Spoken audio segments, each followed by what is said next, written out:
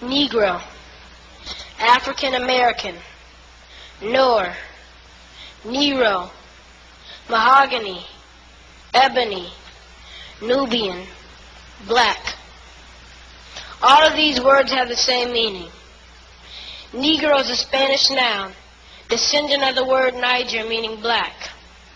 Somewhere in history, it was translated to the N-word by those who referred to us as economically, politically, or socially disenfranchised. Instead of the kings and queens, princes and princesses that we really are. We are descendants of the continent of Africa. Countries like Niger and Nigeria hold our rich heritage. Unfortunately, this misinterpretation of our heritage has been perpetuated among our own race. Rather than obliterate this disrespectful term, we have adopted it as a cultural phrase. You've heard it. What's up, my N-word? Or maybe you said it. Get out of my face, N-word. So why have we taken this word to use it in our everyday language to communicate to or about ourselves? Let me dispel the myth. As a people, we are neither economically, politically, nor socially disenfranchised. 56 years after the Emancipation Proclamation, there was an emergence of blacks who capitalized on their God-given talent.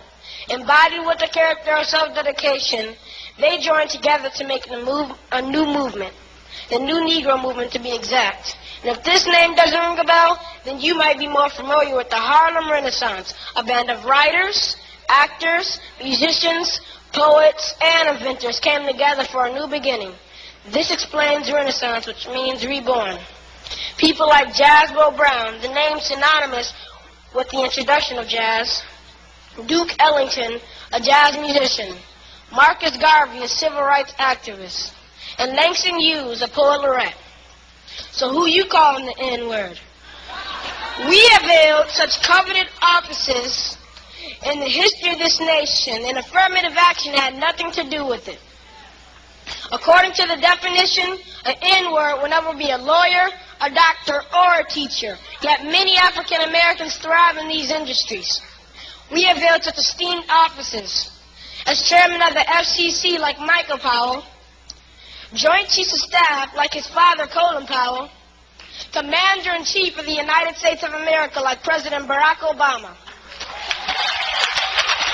Oprah Winfrey would never have the success she's experienced or the distinction of being the richest woman in America if she had allowed a termination from her job to economically disenfranchise her. Instead, her presence is required in the most elite social and political domains. So I'm sending a message to everyone who knowingly or ignorantly uses this word to describe our people.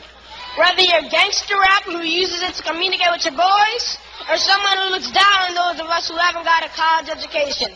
Whatever the case, it's time to discontinue the use of this word.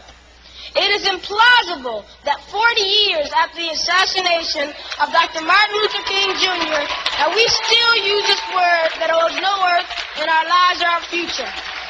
So I'm petitioning you to join me in deleting this word from our vocabulary as a people, as a nation, and the world. I'd like to add a stanza to James Weldon Johnson's Lift Every Voice.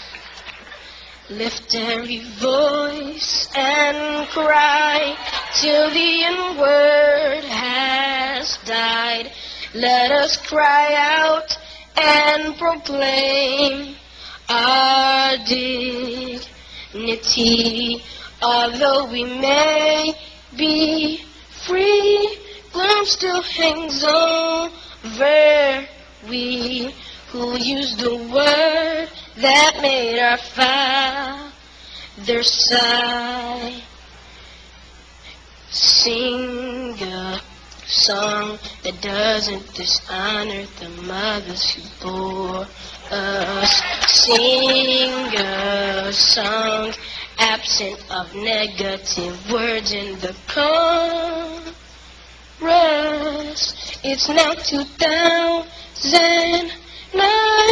Leave the N-word behind. Choose words that speak purpose and not defeat.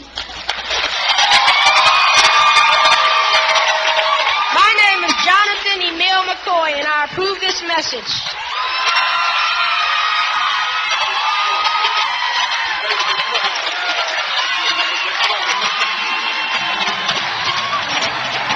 Come on, give God some praise.